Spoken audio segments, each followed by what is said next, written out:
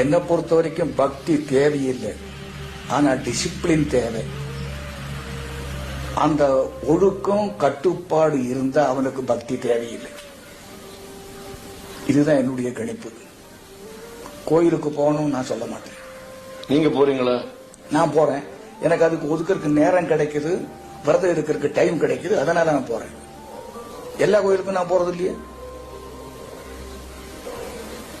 என்ன ஒரு மனசை ஒருமுகப்படுத்துறதுக்கு நம்ம முயற்சி பண்ணி அதுல ஓரளவு வெற்றி அடைய முடியும்னா அதுதான் கோவில்.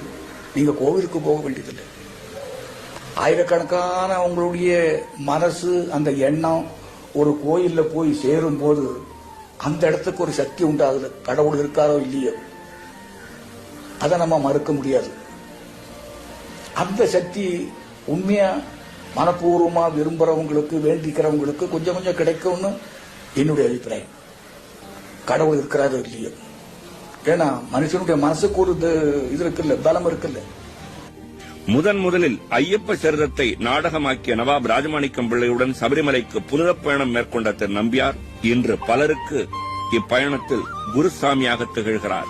ஐயப்ப நாடகம் 1942 ஆலப்பியில நடத்தி நாங்க முத அங்க போறோம், சபரிமலைக்கு போனோம். சபரிமலைக்கு எங்களெல்லாம் கூட்டிட்டு போகணும்னு சட்டம் ஒன்றும் கிடையாது, செலவு தானே. ஆனா கூட்டிட்டு போனாரு 42ல. நீங்க அதுக்கு முந்தி சபரிமலைக்கு போயிருக்கீங்களா? இல்ல, 42ல நாடகம் நடத்தி அங்கிருந்து போனதான். அதுக்கப்புறம் தொடர்ச்சியா வருஷம் போறீங்களா? இல்ல, முடிஞ்ச வரைக்கும் போயிட்டு இருக்கிறேன். விரதம் இருக்க முடிஞ்சு வேலைக்கு இடைஞ்சல் இல்லாம இருந்தா பல தடவை போவேன். புரிஞ்சுக்கிறீங்களா? அதாவது வேலைக்கு இடைஞ்சல் இல்லாம விரதம் எடுக்க நேரம் முடிந்தா போவேன். இப்ப அப்படி எத்தனை தடவை நீங்க சபரிமலைக்கு போயிருக்கீங்க? நான் கணக்கு வச்சுக்கிறது இல்லை.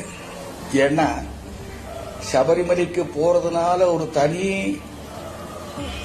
தனித்த முறையில் ஏதாவது ஒரு பேரோ புகழோ எனக்கு இருக்கிறதாகவோ அது இருக்கணும்னோ நான் நினைக்கிறது இல்லை.